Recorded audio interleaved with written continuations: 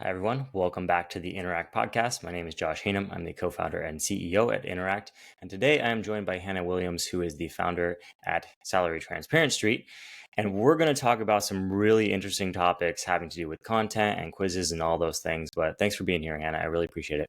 Yeah, thank you so much for having me, Josh. This is exciting to talk about, and I love just talking about content strategy. So this is a fun topic for me. Yeah, I'm looking forward to nerding out on this because Right. you've done so much cool stuff in the content space, and now Thanks. it's parlaying over into quizzes. So I'm just really curious to kind of pick your brain and talk about it. So let's just start off with the flagship quiz that you have now. Tell us Mhm. about it and how you came up with the idea. Yeah, so our flagship quiz is called "Are You Underpaid?" Very straightforward, but it's a direct extension of our interviews. It's really something that when people are watching our interviews and deciding, is this something I'm interested in? Am I related to this career?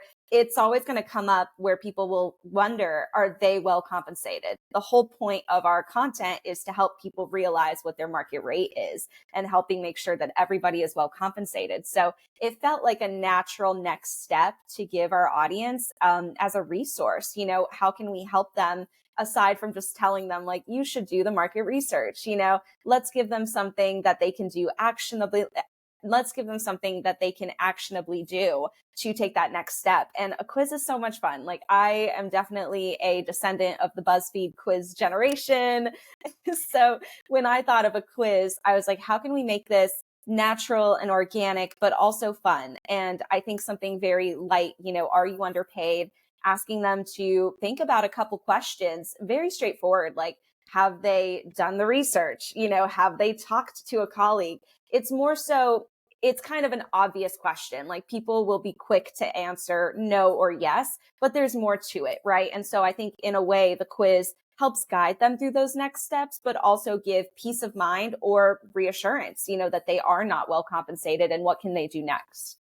Yeah, I like that a lot. And where did that come from? Like, where did the connection come from for you? Like, were people constantly DMing you and asking you, or like, after you interviewed them, like, were they stopping and be like, okay, so do I make a lot? Like, where Yes. where did that come from? Yeah, it was so natural. People would watch our content and then they'd be like, well, in the comment section, they'd be like, well, I'm making less. Like, what do I do? Or there would be people saying, I actually don't know if I'm making good compensation because I'm in a different location or I work in a different industry.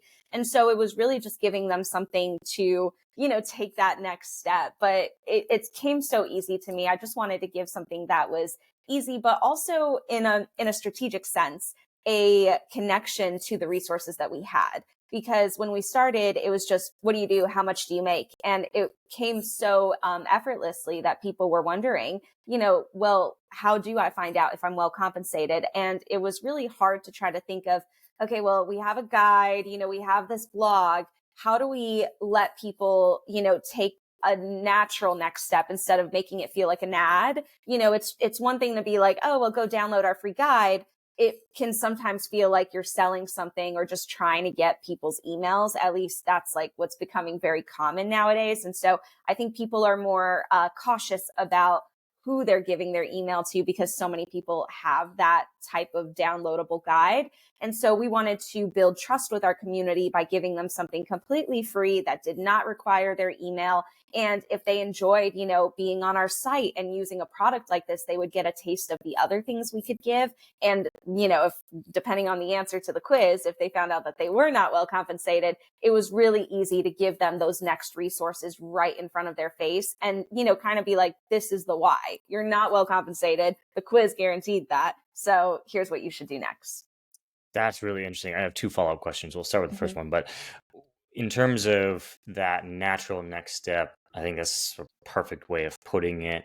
Have you heard from people, like, have people communicated to you the difference in how it feels for them?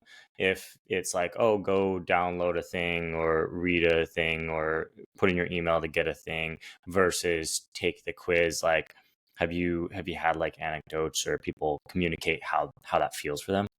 I don't think I can pinpoint anybody who has communicated that like directly to me, but I'm a former data analyst. So I look at the data and Um, I try to translate what the data says. And when we started with our guides, we had kind of a slow burn there where there weren't that many signups. And, I wasn't trying, we're not selling anything. All our guides are free. But, as a owner of this business, I was like, how do we increase this, and make sure that we're also being successful and meeting our audience where they're at. And so I think it was really about the messaging, and that the quiz was such I keep saying natural, but really just so it's synced up with our content. And there's also that bit that our audience is largely millennials, and I'm a geriatric Gen Z, but also a really young millennial. And so I know from being chronically online how powerful quizzes are. And so I was like, okay, well, I know that they're comfortable with quizzes. It's not a huge ask. So it was something that, as a person who's online, I knew would work really well. And the data started proving that. We had tons of people going on our quiz. We had it initially integrated in Beehive. And then once we realized how popular it was, like we had thousands of people taking the quiz within months, compared to like maybe a couple thousand downloads of our guide over like a super long time period. So it was really like the data telling us this works. Okay, we have to take this off Beehive and then implement it on our website, because that's where everything else is. So we did a little bit of a test, data proved it, and now it's a huge part of our website. That's super cool. Well, I also have to have a cool roundabout moment because we started, I think, a little bit before BuzzFeed, actually. We're super Mm. old. And Oh, so cool. You guys are it's ahead of the really game. it's really cool that like you were taking those quizzes, now you've started your own company and you're implementing them. I always Mhm. hear stories about this of like, oh yeah, we like worked with a bunch of MBA students, and then once they went on to become like managers, they used our product and that's how we Mhm. grew. I'm like, oh, it's kind of a full circle moment for Yeah, I'm sure you Interact. feel proud. You should Yeah, be. yeah, we waited it out. It was slow for quite a few years in the middle.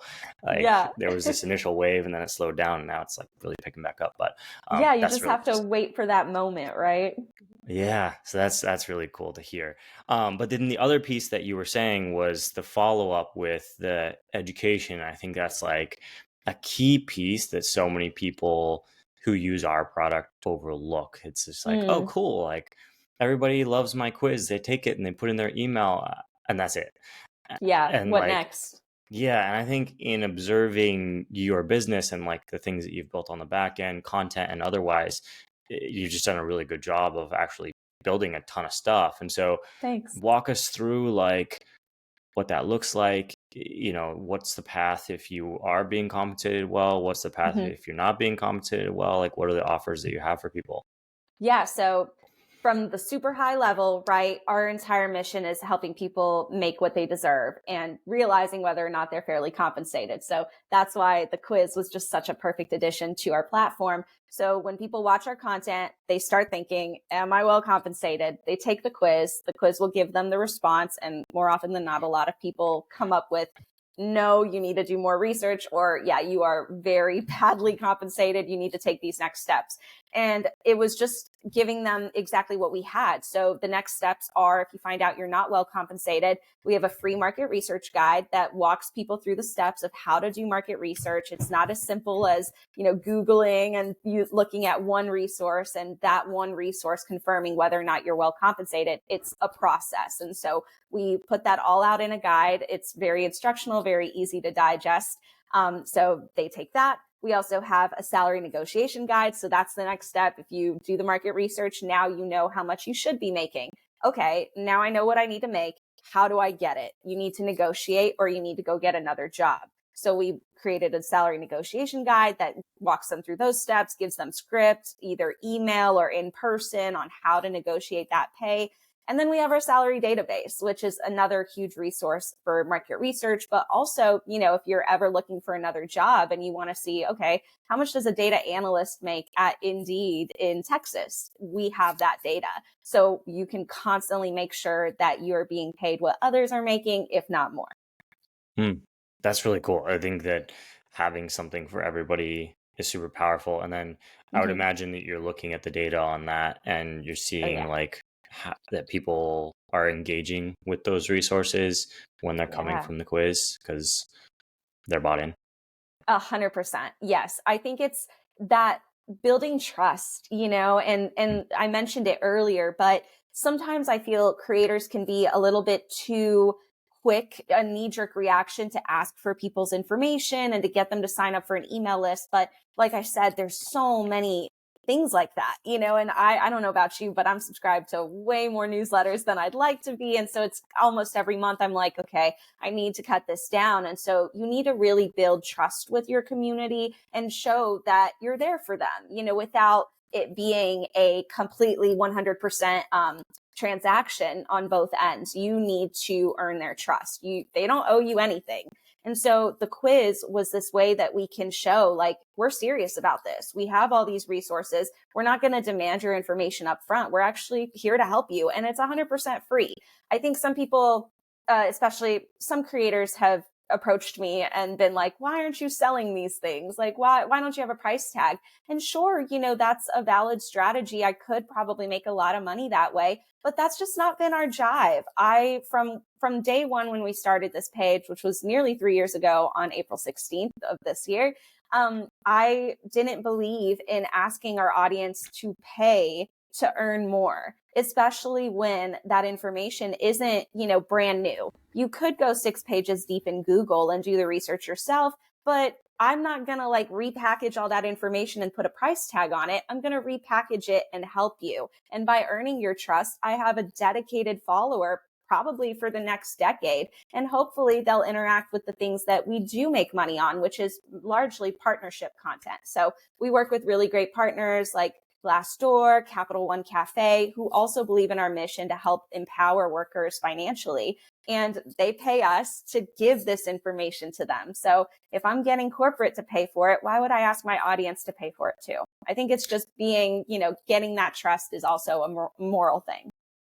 Yeah, I really like that approach. I've heard it a few times now, and it's new to me because like it seems like in, let's call it like your wave of creators last 3 to 5 years, it's a Mm-hmm. model that's come online and it wasn't really there before. Like it was always, oh, package up a digital product and sell it, or package up Mm-hmm. something and sell it. Whereas you're partnering with brands that I would say want to access your audience. I don't know if you have a different way to Yeah. phrase that. But you're aligned in terms of the mission of what you want to do. And Mm-hmm. then in terms of your content, it's all just helpful. It's all just like, we're Mm-hmm. here to be useful to you. And so Yeah, you don't have to sell stuff to them, which is cool. exactly. Yeah. Yeah, selling things. I know it's what you're supposed to do. A good business leader is a really good salesman as well, but we've been successful without doing that. And so I think if we decided to turn a leaf and start selling products at this point, our audience would be like, this was all free before. Like, what is the change? What happened? And so I think if we can try to sustain this for as long as we can, I'm going to try to do that. Yeah, and I guess in a way, right, like it is, at least in my opinion, like still you're still selling something, right? Like there's Hmm. still a transaction of sorts happening, but it's a mutually beneficial one, right? Yeah. Like our success is your success, and we're in the same boat. It's like, our pricing is based on usage. So it's like if you're getting a lot of usage out of this, then it costs more versus a lot of our competitors over the years have gone in with this like, we'll sell you a whole package on how to be successful with quizzes and it's all upfront cost. And Hmm. it's like, well, you're paying whether or not it's actually useful to you. Right. And Right. so I think that partnership model, and then you can sustain the trust over time because it's like, look, if this isn't right for you, don't do it. So Hmm. um Yeah. And in I that think. same vein, it really matters to partner with the right companies. We say no to basically 99% of partnership opportunities that come our way because it is so important to maintain that trust. And if out of the blue we decided to partner with either a really unethical company that doesn't treat their workers well, or a company that has absolutely nothing to do with finances, careers, financial empowerment, it would just come out of left field and we would lose that trust. So it is definitely difficult. It's not like we're just making a ton of money from all these random companies. We have to be very strategic, but it has paid off literally and figuratively, because like you said, it's mutually beneficial. And it's kind of a three-way approach, right? The brands we work with gain access to our audience. And because we have trust with our audience, they trust the brands that we work with as well. And they offer services right back. Like Capital One Cafe is one of my favorite partners. They're all about financial empowerment and education. And they created these cafes that are like an all-in-one space for people to gather and also meet with financial advisors or do their banking. And so I reached out to them and I was like, look, we're trying to remove the taboo of talking about money. Let's work together and host events where we can educate our audience on salary negotiation, how to make money on social media, market research, you name it. And it's been so successful. And in return, our audience now knows about these cafes. We give them a free beverage so they can check out the cafe. And hopefully, that becomes a long-term relationship that they foster with our audience as well. So it's really nice to see, like, all in all, it helps everybody. But if you do it right, you'll get that result. If you try to sell out and partner with the wrong companies, it's not going to have the same result. Yeah, those cafes are super nice. I'm Yeah. not sponsored by them, but like every time I go, I'm like, this is actually the idea of what like a casual co-working space should be, where it's Yes. like there's enough space to work, there's Wi-Fi. If you have the card, you get a free drink or a discount or whatever. Mm-hmm. And it's just like, wow, this is what I wish had existed a long time ago, especially when I was getting started. And so like Yes. I think I would imagine that well, what is your audience makeup? Like, is it Mm-hmm. mostly folks that are on the getting started path, people that are like later career thinking about switching? Like, what's the makeup? Yeah. It's mostly like beginning to middle career folks. It's like 50-50 split, male and female. We reach both demographics of gender, mostly US based, which is great because a lot of the cafes are US based.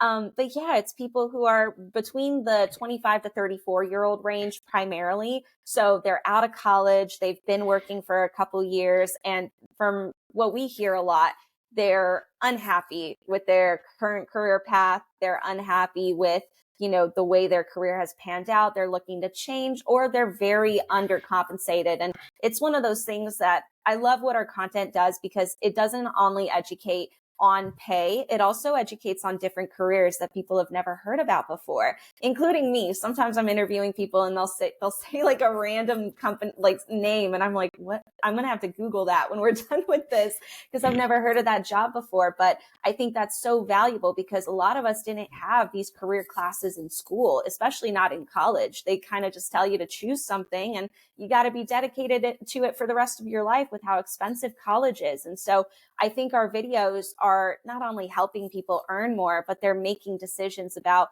maybe I should try this career path, or I have those skills. Let me see if I can, take a boot camp and get into that path as well. So it's really interesting to see the impact we have on these workers in our community, not just in their paychecks, but also in their career path. Right. And that's like original research almost, where, you know, things do get kind of distorted, especially online, I think, where there's a lot of like advertisement and there's a lot of things that are pushed or whatever, but you're surfacing these career paths and opportunities that you might not actually find anywhere unless you did some really deep research. That's Right. I think that's really valuable because it's like you're going after like the long tail of like Mm-hmm. career stuff. And I mean, that's all coming up in your content, but how else are you using that? Because it's like so valuable Mm-hmm. for the audience. Like, where else does that go? Like, salary database? Does it go into blogs? Like, Mm-hmm. where else does it go? Yeah, one of my best investments, bar none, in our company has been in an amazing blog writer called Daniela Flores. They are fantastic. They're an SEO expert, and I've trusted them largely to run our entire resource hub on our website. And a lot of our articles on, 10 highest paying jobs with, low barriers of entry are actually outranking sites like Indeed and LinkedIn in the Google search bar. And so it's showing, that there is a huge need for this information. But I'm really glad you asked that, because one of the things we're working on now is another quiz. that is an extension of this exact thing we're talking about, this career exploration. There's so many quizzes out there of like, what career path should you take? But I think what we need to create and what we're working on now is a quiz that'll help people explore different careers based on the skills that they have. So it's not just like, oh, I'm a creative person, I should become an artist. It's like, what are your hard skills and your soft skills? And how can we expose you to different career paths that you maybe have never heard about that share in those skills? So it's really exciting, the things that we can do, not just with, a resource hub and our salary database, but with quizzes as well to help people recognize what's out there. Yeah, and quizzes have crazy search traffic. It's like the weirdest corner of the internet. I mean, maybe not weird, but like it is such an insane amount of traffic that people like go through quizzes. We have like a whole portfolio of them on our website just to test, just to see. It benefits us basically not at all, because like the overlap between someone taking like a what kind of house are you quiz and Right. using a quiz software is almost zero. But we do it just to test the data, and it's crazy, like so much traffic. So if it's like actually relevant to your business, then it's like super valuable, and there's basically Win-win. zero competition, like almost Yeah. zero. If anything, there's like maybe like one just for fun quiz up there, so you like Yeah. easily outrank them. That's super cool. I feel like, I'm sure you're already on top of this, but I feel like you could have like a really interesting approach to that like career path quiz. A couple interviews ago, I interviewed the agency that made a quiz for NASA on our platform, and they had this super cool way of basically telling you what role you'd have in a space mission. And it was like That's they did all cool. this, they did this research with actual people from NASA to figure out the vernacular that they use to describe the roles, and they put that into the quiz. And because you have all this original data from people talking about their roles using their words, I feel like that will just be, it'll have that, again, like kind of, and I think another element of trust is like knowing how to speak to people, right? Like what Yes. language do they use? And I feel like your quiz will have that, because you'll have like the words that they use to describe these things. So Yeah, exactly. That's such a cool quiz that NASA did, though. Like, I need to take that just for yeah, fun. I'm not that's one of my interested in favorites. space, but like, I would love to be an astronaut in another life. Right? I think everybody would. And so it's like, Yeah, I thought that was so cool. And now they're using it to like increase education. They have love it at that. like air and space museums and things like that. And so I think that's really awesome. And it gets people like curious. And this was a question that I had for you earlier that I think makes sense now, is like that trust, I feel like, parlays over into desire for increased learning. Yes. And that's just so valuable, right? Because like, and in your case, I'm sure you see this all the time, like it's direct. It's like, if you learn more, you'll make more money. And so it's like, and that might actually mean like a massive difference in your quality of life. And so like, Yeah. it's super, super important. What do you think are like the key elements of trust in terms Mm. of building that with your audience now that you've got almost 3 years, 6 days from now, under Yeah. your belt, and like I'm sure thousands of conversations? Like what do you think are those core elements? I think trust is a multi-pronged approach, and it isn't earned instantly. It's earned over time. And I think the things that we've done over time have really built that trust. And those are showing up consistently, keeping our word, and listening to our audience. Showing up consistently is pretty straightforward. Are we there every day? And are we delivering on what we've always promised to deliver, which is salary transparency? Yes, we've been here for the past 3 years, going all around the country. And the second part is listening to the audience. We actually open all our DMs. We respond to as many as we can. And we get lots of people say, hey, have you done interviews with these people yet? Or have you been to Los Angeles yet? And I love responding to those because it shows that our content is also new, even content that we filmed in 2022, someone may not have seen, and so it's awesome that we have this really big catalog now that is less response, and action, and more so response and resource. Like when people ask questions, we can actually point them to things that we've done in the past. And they're like, oh, like they're serious. They're not just starting from scratch. Like they've done this. And also responding shows that we're there. We're real people. We get questions all the time like, who do you work for? And I'm like, I work for myself. Like this is my company. And I think people think that that's cool, that we're approachable, that we're real people. And it's important to show up that way instead of corporate. For a while there, we partnered with Indeed, and they were the logo on our mic flag. And people would think that we worked for Indeed. And that actually lost us a little bit of trust because people had their own opinions of Indeed that were completely different and not tied to our work. But that's one of the things we've learned is, if you partner with different companies, that's where you might erode on that trust. But we've always continued to be ourselves. Even if we were working with a partner, we weren't doing anything crazy. We weren't going out of left field with anything. It always tied back to the mission of worker empowerment. So I think that those are just things that we've done really, really well to earn our community's trust. And our following has gone up consistently over time. I keep thinking we're going to hit this plateau and, stop.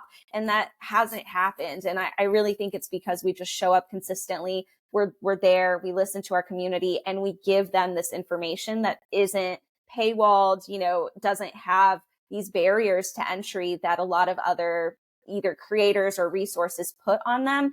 And of course we have, the market research guide is a downloadable guide, but it's all information out there that we don't ask really much for anything for. And if you want to unsubscribe from our newsletter, if you're on our email list, that's okay. That's fine. We don't see that as something that we need from our audience versus showing that our content is worth it. I think that's like, creator 101, or I mean, creator is like the Yep. new word for like author, writer, whatever, right? We're all the things, right? All the stuff, all the stuff.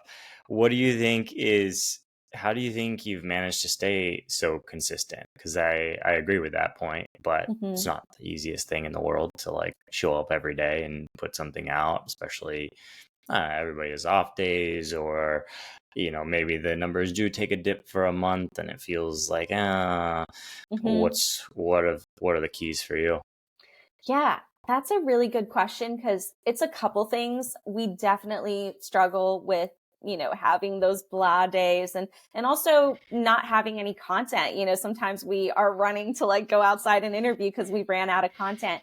But I think the way that we keep the flame alive is by being out there. Anytime I've had a dip or a lull, or we've, maybe content hasn't been responded to well, because of some question we asked or something, I always tell myself I have to go back on the street. If I sit at my desk and I just read the comments and I get sucked into the internet sphere, that's when I lose the flame.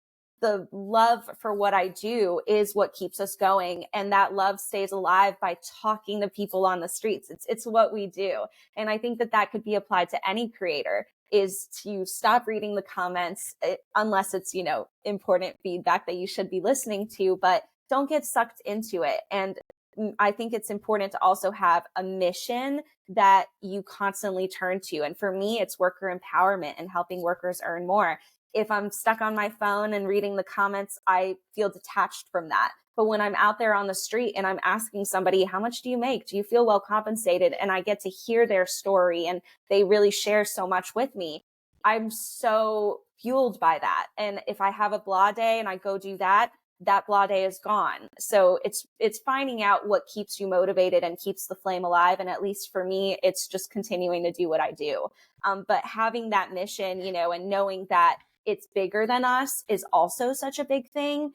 Knowing that our community has such an impact on people, that helping them learn about this career and how much they could make is the difference between $20,000 extra a year or making $20,000 less than they should be. And so knowing that impact is real and it helps people's bottom line, I feel very proud, but also responsible for helping them. And so I don't want to let people down. It is a heavy weight. And sometimes that does, get bigger than it should be, but it also keeps that flame alive.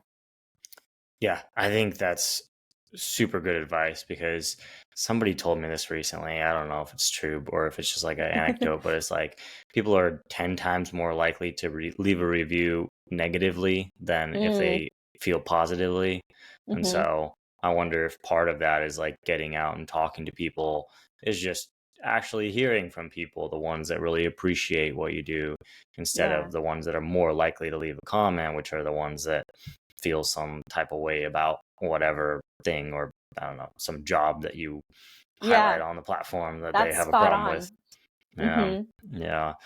Yeah. It's so important to like have that connection. Do you see that in your audience? Because that's what immediately comes to mind for me is like, does your audience feel the same way? Like, is a big part of their struggles or difficulties with career stuff a result of kind of the same thing of like sitting inside and seeing LinkedIn where everybody's posting their promotion and whatever, and they feel Yeah. like they're not keeping up?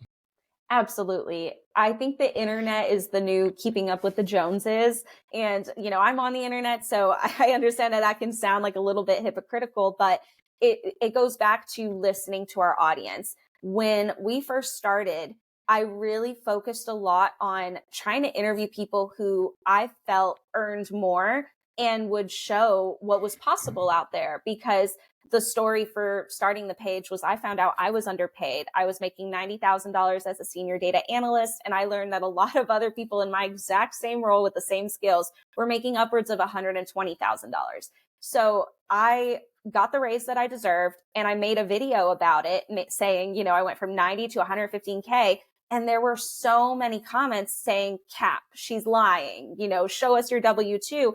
And that inspired me to create Salary Transparency, because I was like, you don't think that's real? I didn't know it was real either, but it is. And so when we first started, that was a huge motivation for me, was showing people what was possible. But over time, and as other accounts started popping up doing similar things that we were doing, it felt like this whole pay transparency movement had shifted to interviewing people that were making a lot of money, and kind of almost a little clickbaity and not realistic. And it bothered me that other accounts were kind of creating this trend. So I looked at our content and I was like, you know what?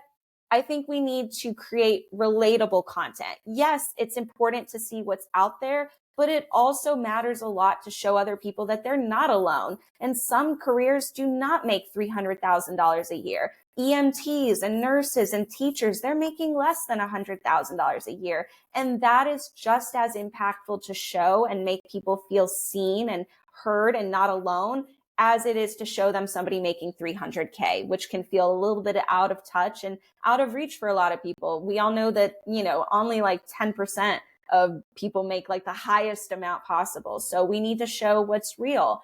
And so I think that that was really our audience responding and trusting us once again, that we're not here to clickbait. We're not here to show you, oh, if you start a hot dog business, you can make $500,000 a year. No, we're showing you real careers, and we've stuck to that from day one.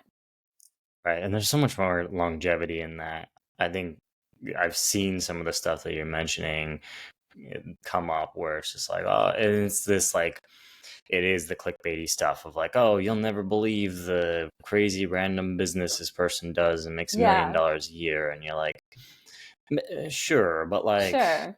Or you make $1 million drop shipping. Like, right, sure, but what about the teachers? And so right. it really is that, like, in a way, people are still on the internet watching our content, but it's different than, the LinkedIn video or the random clout chasing video. It feels like it's for the people, made by the people. And that's really what it is.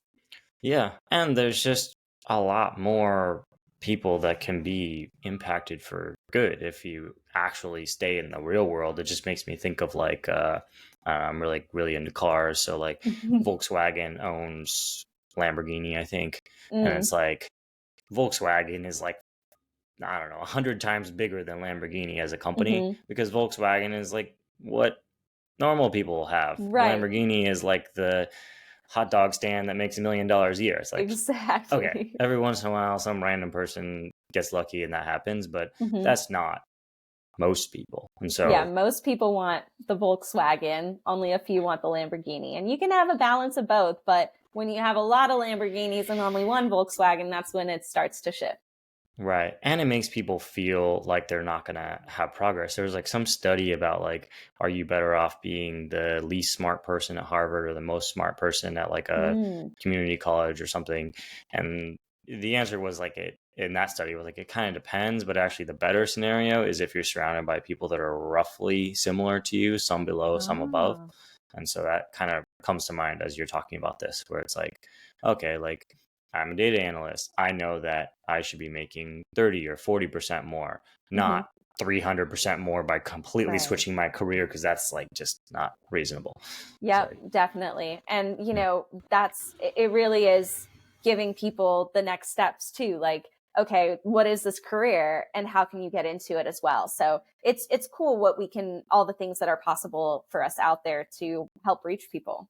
yeah, especially as your database grows, right? Like Hmm. the smart goals, right? It's like you could Yeah. have like smart goals for people where it's like, okay, you're this one. Here's the next like 5 steps you could take, or the next 3 steps you Hmm. could take based on what we have in our research. That's super Yeah. cool. I feel like there's so Hmm. much you can do with that. Yeah, I geek out about our data on a daily basis. I'm like, there's so much here. Like, and also data is power. Data is, worth a lot. So I think about what we could do in the long run, with AI coming out and how we can use our data to help people like immediately get insights. It's fascinating. Yeah. Have you thought about AI, like whether you're going to expose your data to ChatGPT and go that way, or if you're going to keep it in-house and like build your own chatbot? Like, what's your thoughts? We are working on our own AI, but it's not a chatbot per se. Hmm. I'm very cautious to talk about it because I feel like it's as soon as I talk about it, like Indeed or Glassdoor or one of these companies is going to be like, oh, we have to build that. And I'm hoping that we can build it and then sell it to them. But I Hmm. think that there's too much out there and people need a tool that will tell them right away whether or not the pay for a job is good or bad based on their market rate. And AI could absolutely help with that. And so that's what we're hoping to focus on is, and not like one of these talking bots. Like that's something that I've been pitched endlessly. And I've seen so many creators now coming out with, I have my own chat bot and you can ask me questions. And I think that is the wrong direction to go. I don't think it helps anybody. You could just have a website and a search bar and people could find what they need that way. Yeah, I just don't think that's how you build trust. But some people can, I'm sure, find use from it. Yeah, I agree with you. I mean, the same thing. We've seen people even switch off. They're like, I don't need my quizzes anymore. And like 6 months later, like, that was a bad Ooh, experiment. let me bring Like, this back. yeah, because it's like specificity and also whether or not you're solving the problem. Like what you just mentioned with the AI, it's like a very specific thing. It solves a specific problem Hmm. and uses your data to do that versus like, oh, chat with me. And it's like, well, I don't what am need I that. getting out of that? Like, Yeah. what's the point of that? Like, I don't need that. Yeah. And Like like, Meta announced the celebrity chat bots, and I hmm don't know a single person who has used that. Anytime I see it, I'm like, why is this here? Like, why would I want to talk to Shaq's chat bot? yeah, I don't know. yeah, I think it's more of a gimmick and more fun, but to me I'm like how can we actionably help people, and that's not the direction I want to go. But I also yeah. don't believe in selling our data. I'm very tight-lipped on our data. I will not sell it. I'm not going to put it in chat gpt. I'm not going to give it to AI. And I think that that also is part of the trust that we have with our community, that we have those data, terms and conditions, and we're going to stick to it. Yeah. Yeah. I mean, that's so important at every stage. Like, we were around when there was like that election scandal back in the Yep. day with a quiz. And like, we, of course, got third party strays from that. But we've always Hmm. taken the same approach. Like, you collect data on Interact, it's yours. Like, we're not going to touch it. And Yeah, I so love that. you have to, you have to honor that in the long term. Otherwise, people will Yeah. not be happy. Um, Yeah. but I like that. That's really cool. Hopefully you get it launched and then it's like a big success and you can have that be a pillar of your stuff. I mean, Thank you. everybody says like it's going to be about original data, and I think that's probably true, because otherwise it is Mhm. just a weird chatbot that like doesn't really do anything. So Yeah, it's just yeah, regurgitating, and people need something new. yeah, yeah. Cool. Well, thanks for sharing all of this with us. I think this is like super helpful. I'm sure everybody listening is taking notes and has new ideas for their quiz or research that they need to do now, which is always the point that we want to convey with these things. Where can people take your quiz? Where can people follow you to kind of follow along with all the content? Yeah, thank you so much for having me again. This was a fun conversation. I love geeking out about creator strategy and how to, grow the business as well. But yeah, if you want to take our quiz, go to salarytransparency.com. It's on our website. We also have our salary database there. We also, I forgot to mention it, but we just launched a job board that is 100% transparent. So if you want to look for jobs that only list the pay, so you don't apply to one that doesn't have the pay, we also have that and all our free guides and resource hubs. But if you also want to watch our content, we are at Salary Transparency on all platforms. I had to get on Facebook, YouTube, you name it, because my parents don't have TikTok. So we're everywhere. That's odd. I've never heard that reason before, but that's amazing. They That's wanted to so cool. support. So I was like, okay, we'll go everywhere. Yeah, we'll do it. We'll do it. That's so cool. Awesome. Well, thank you so much. Really appreciate it. Thanks, Josh.